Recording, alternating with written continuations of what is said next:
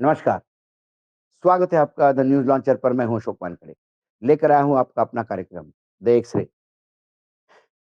GST reforms होने वाले हैं, ये 15 अगस्त को लाल किले के प्राचीर से अपने उद्बोधन में प्रधानमंत्री जी ने कहा था, तब उन्होंने कहा था कि दिवाली को मैं आपको बहुत बड़ा एक गिफ्ट देने वाला हूँ। जीएसटी काउंसिल की मीटिंग हुई जिसमें ये तय हुआ कि भारत में जो 4 स्लैब थे 15%, 12%, 18% और 28%, इसमें अब 5 और 18% ही रहेंगे। 12%, 28% टैक्स समाप्त हो गए। लेकिन बार-बार ये कहा जाएगा कि देश में सिर्फ 2 स्लैब है, लेकिन धीरे से सरकार ने 40% का एक नया स्लैब भी जोड़ दिया। तो पहले हमारे यहाँ 4 स्लैब थे, 5, 12, 18 और 28% के। अब उसमें 5, 18 और 40 ये 3 रह गए, ऐसे हम माने। तो प्रधानमंत्री जी ने ये जो किया, इसके लिए जब उनका वक्तव्य आया कि कांग्रेस ने तो बच्चों के टॉफ़ी पर लगा दिया था 21% टैक्स, हमने उसको सरल किया। तो फिर ये टैक्स जीएसटी टैक्स को सरलीकरण करने के बाद भी कांग्रेस के ही सर पे ठिकरा फोड़ा जा रहा है। तो मैंने सोचा कि इस पहले खबर को देखा जाए, फिर वास्तविकता क्या है, इसको एक्स-रे से पता की जा सकती है। पीएम मोदी ने कहा कि रोजमर्रा की हर चीज पर कांग्रेस के जमाने में इतना सारा टैक्स लगता था। हालत ये थी कि कांग्रेस वाले बच्चों के टॉफी पर 21% टैक्स लेते थे। उन्होंने कहा इस साल जीएसटी में कोई कमी नहीं की गई है। प्रधानमंत्री नरेंद्र मोदी जी ने कहा कि जीएसटी सुधार भारत को आत्मनिर्भर बनाने की दिशा में एक महत्वपूर्ण कदम है। इस फैसले को लागू होने की तारीख घोषणा करते हुए नरेंद्र मोदी जी ने कहा कि सरलीकृत जीएसटी व्यवस्था 22 सितंबर यानी नवरात्रि के पहले दिन से लागू होगी। इस दौरान उन्होंने पूर्व कांग्रेस सरकार पे निशाना साधा और कहते थे कि वो बहुत ज़्यादा टैक्स वसूलते थे। उन्होंने कहा कि बच्चों के टॉफ़ी पर कांग्रेस 21% लेता था। कांग्रेस की सरकार ने वैसे अपने मंथली बजट बढ़ाया हुआ था। यह कोई भूल भूल नहीं सकता। टूथपेस्ट, साबुन, बालों का तेल इन पर 27% टैक्स, खाने के प्लेट, चम्मच 18 से 28% टैक्स, रोज़मर्रा की हर चीज़ पर कांग्रेस के ज़माने में इतना टैक्स लगता था। हालत यह थी कि कांग्रेस वाले बच्चों की टॉफ़ी पर भी 21% लेते थे। पता नहीं उस समय आप लोगों को अखबार में ध्यान गया होगा, पता नहीं मोदी ने किया होता तो बाल नोच लेते। साइकिल पर भी 17% टैक्स था, सिलाई मशीन पर 16% टैक्स था। मिडल क्लास के लिए घूमना-फिरना कांग्रेस ने मुश्किल कर दिया था।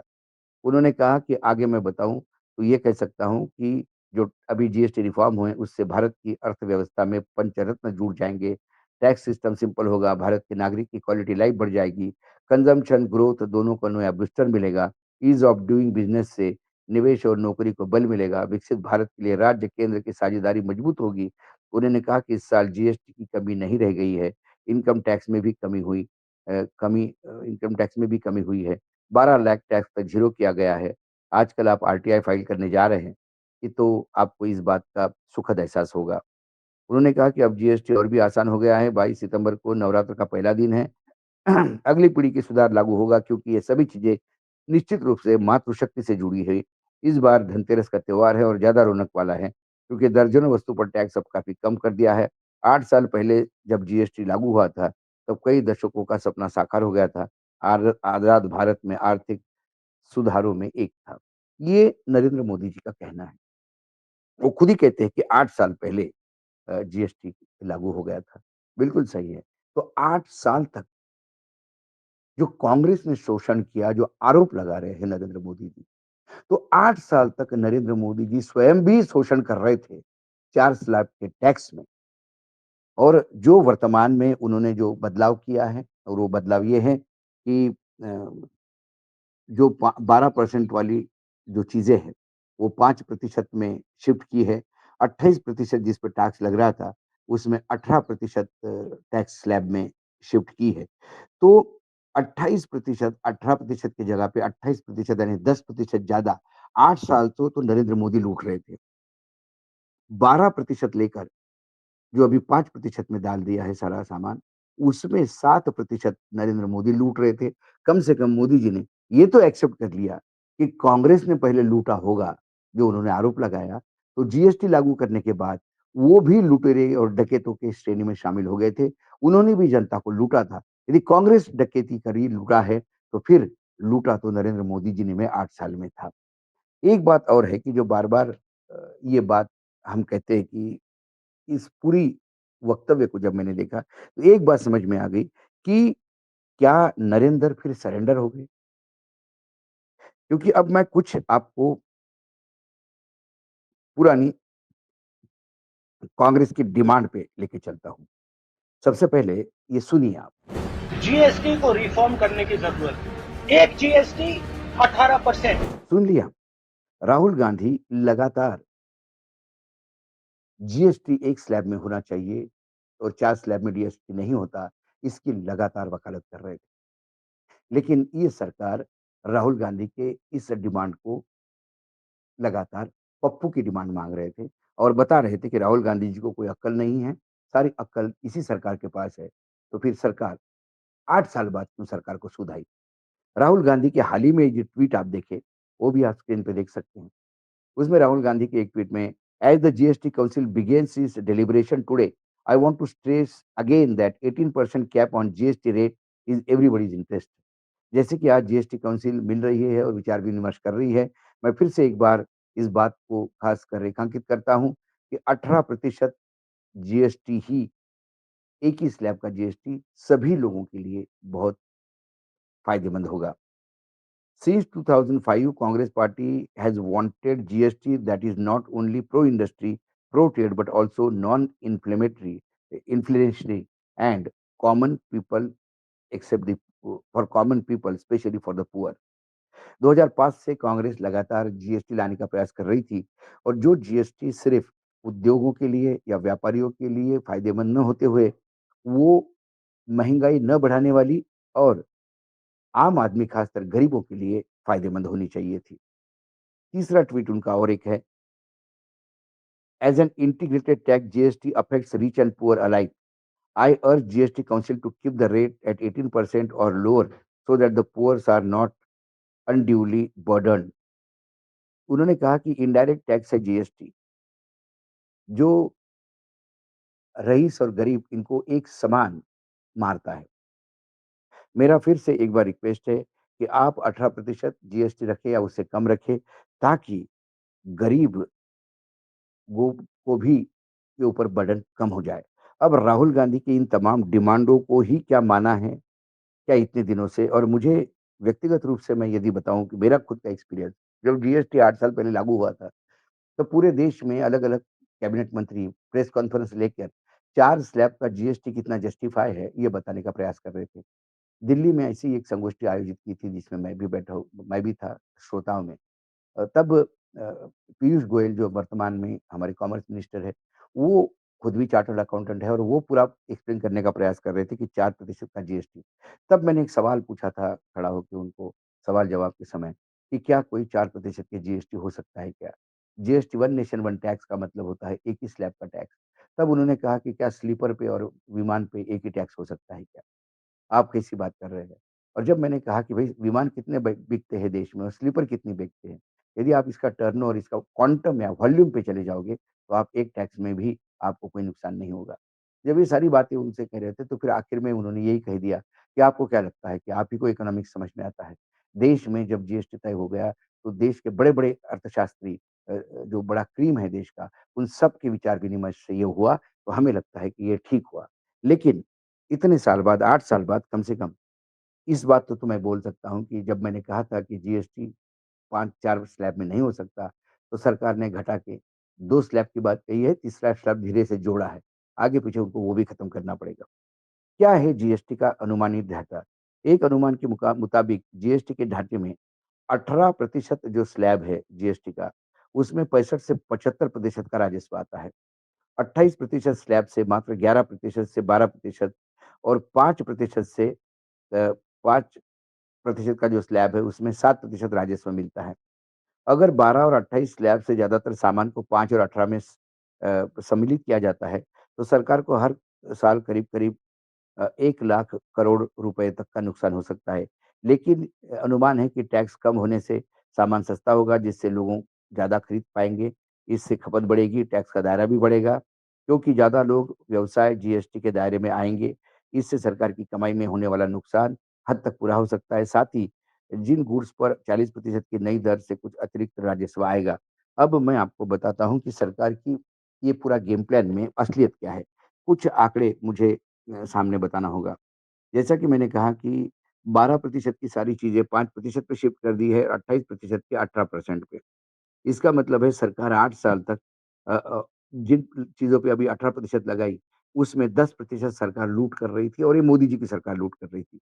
5% जो 12% की 5% पे शिफ्ट हो गई, इसका मतलब 7% मोदी सरकार लूट कर रही थी। मोदी जी बार-बार कांग्रेस की सरकार बताते हैं, लेकिन अपनी सरकार का कुछ नहीं बताते। ये तो किस प्रतिशत में कितना रेवेन्यू आता था। अब यदि सरकार को हम देखें कि ये 40% का टैक्स काय-काय पे लगाया। देखिए, अब पान मसाला, तम्बाकू, शराब ये जो 28% पे थे, ये 40% पे चले गए। एडिशनल शुगर ड्रिंक जो था, वो 28% से 40% पे चला गया। 350 सीसी मोटर साइकिल और बाकी ऑटोमोबाइल जो एक लग्ज़री मानी जाती है, वो 28 से 40% पे चली गई। विमान या समुद्री की जो याट होती है कि जो एक लग्ज़री चीज़ मानी जाती है, वो 28 से 40 पे गई। रिवॉल्वर और पिस्तौल वो 28 से 40% गया। लेकिन चिंता का विषय है जिसको कोई पमेरियन मीडिया डिस्कस नहीं कर रहा, कोयला 5% से 18% चला गया। कोयला जाना इसका मतलब फिर इंडस्ट्रियल इनपुट जहाँ कोयले का ज़्यादा कंज़म्पशन है हमारे यहाँ, उसको उसकी कीमतें बढ़ना है।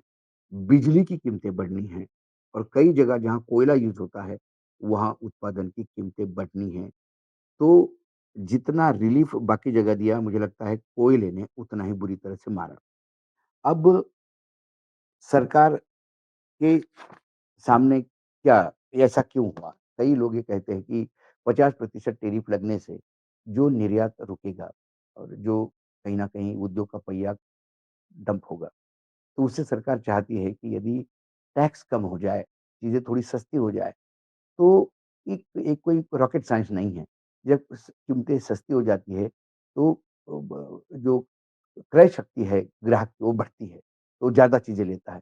ज़्यादा चीज़ें लेगा तो ज़्यादा जीएसटी मिलेगा, ज़्यादा जीएसटी मिलेगा तो ज़्यादा उत्पादन भी बढ़ेगा, ज़्यादा उत्पादन बढ़ेगा कि पहिया चलेगा। एक एक रेगुलर रूटीन है। लेकिन क्या इससे हमारे भारत की आर्थिक व्यवस्था पर अच्छा प्रयास पड़ेगा? मैं बार-बार कहता हूँ, जो अर्थव्यवस्था अपने उपभोक्ताओं के कर संकलन पे जीवित है, वो सिर्फ़ हैंड टू माउथ होती है कि रोज़ के खाने की व्यवस्था होती है उसकी। जो अर्थव्यवस्था अपनी निर्यात पे इनकम पे डिपेंड रहती है, वो अर्थव्यवस्था सबसे बढ़िया अर्थव्यवस्था और लगातार विकास करने वाली अर्थव्यवस्था मानी जाती है। यदि अमेरिका 18% हमारा निर्यात टोटल जो निर्यात है उसमें से 18% अमेरिका लेता है। यदि उसकी जगह हम भारत के उपभोक्ताओं की तरफ देखें कि अमेरिका को जाने वाला माल भारत में ही खप जाए और हमारा उद्योग बढ़ जाए, तो ये सबसे बड़ी मूर्खतापूर्ण बात होगी। दूसरी बात, क्या संघ की जो बैठक हुई इकोनॉमिक पे, क्या उस बैठक में जो बताया गया कि भारत लगातार उसकी तरफ ज़्यादा ध्यान दे रहा है। दीनदयाल उपाध्याय की जो थ्योरी थी कि जो अपने पास नहीं है, उसके पीछे लगने के बजाय जो हमारे पास है, उसकी रक्षा करना ज़रूरी है। क्या हम हमारे पास जो था उसको भूल गए, उसको नेग्लेक्ट किए, हमारी कृषि, हमारे लोकल उद्योग इसको हमने पूर्ण तरह से छोड़ दिया और बाहरी टेक्नोलॉजी, बाहरी इम्पोर्ट, बाहरी बड़ी मल्टीनेशनल्स इनके भरोसे हम रहे।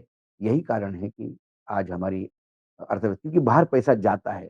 देश क्योंकि जो बाहर की कंपनियाँ आती हैं, वो अपना प्रॉफिट बाहर लेके जाएगी। उसमें देश के लिए क्या? कहीं न कहीं कृषि बुरी तरह से नेग्लेक्टेड है।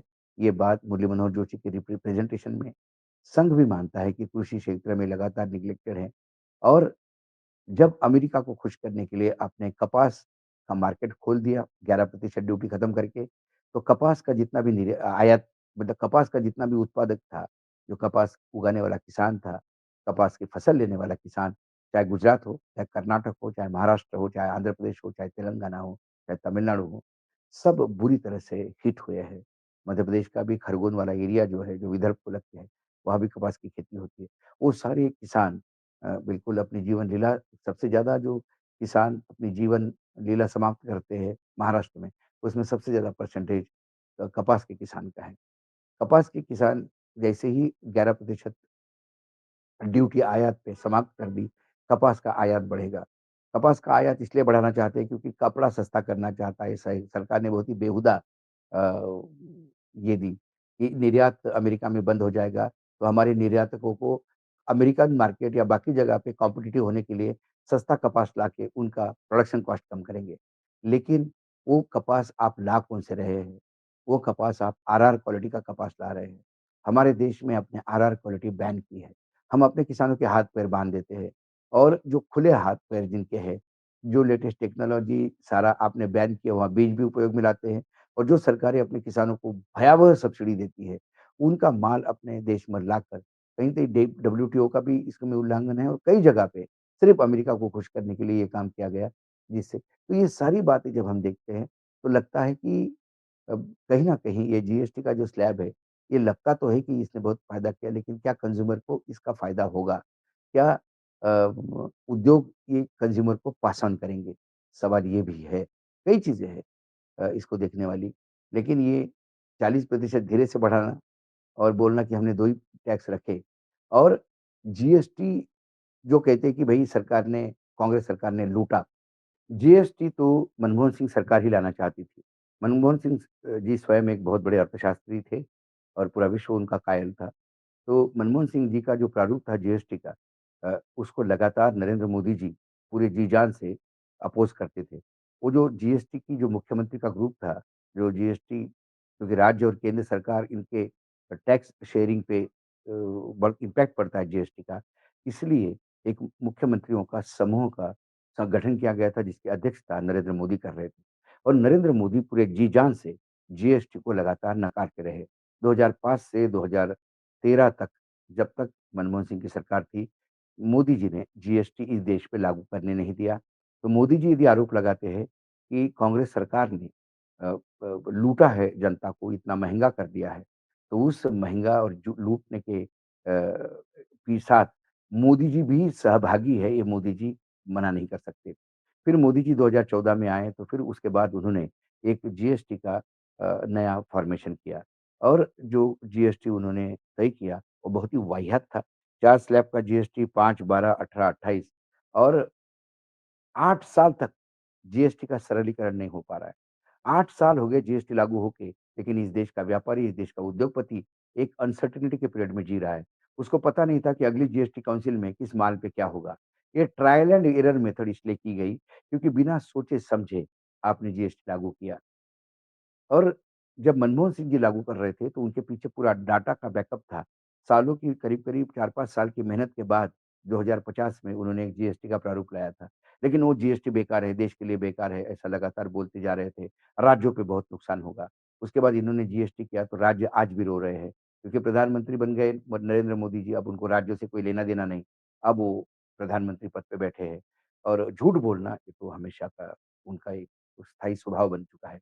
इसलिए कांग्रेस पे ठिकरा जब फोड़ रहे हैं, तो 2005 के पहले तो चलो मान लें कांग्रेस ने लूट की, लेकिन 2005 से लेके 2000 वो जब तक ये 8 साल पहले तक जब लागू नहीं हुआ, तो ये टैक्स जो पुराना चल रहा था, उसके लिए ज़िम्मेदार मोदी जी भी है और 2000 8 साल पहले जब टैक्स लागू हो गया, तब से आज तक 2025 तक जो लूट हो रही थी, खासकर जो मैं कह रहा था कि 5 की जगह 12% लिया जा रहा था और 25-28 प्रतिशत लिया जा रहा था 18% की जगह। वो लूट किसके माथे चढ़ाएँगे? उसके लिए भी जवाहरलाल नेहरू ही मौजूद है। देखते हैं इसका क्या इम्पैक्ट होगा। ये बेसिकली अ, ये जो ढोल पीटा जा रहा है कि बहुत सस्ता होगा और उपभोक्ता को बहुत इससे फ़ायदा होगा, ये सिर्फ़ मुझे लगता है बिहार के चुनाव को मद्देनज़र रखते हुए किया है। कहीं संघ की चिंता को दूर करने का एक सुपरफिशियल प्रयास है ये। लेकिन लॉन्ग टर्म में जब तक आप अपना निर्यात नहीं बढ़ाते, देश की आर्थिक स्थिति ठीक होती नहीं। अ, बार-बार मैं कहता हूँ, हमारी अर्थव्यवस्था इसलिए बड़ी है क्योंकि हम लोक संख्या में ज़्यादा है और जीडीपी के हिसाब से कहा तो मुरली मनोहर जोशी ने मीटिंग में बता ही दिया कि कहाँ हमारी $7,000 के आस-पास है और जापान की $32,000 है, जबकि जापान को हमने पछाड़ा है आर्थिक इसमें, ये क्लेम किए जाते हैं, ये बहुत ही हास्यास्पद है। एक्स-रे से बहुत सारी चीज़ें सरकार की पोल खुलती नज़र आती है। आज एक्स-रे में इतना ही, कल फिर आता हूँ किसी विषय के साथ, तब तक के लिए नमस्कार, देखते रहिएगा द न्यूज़ लॉन्चर।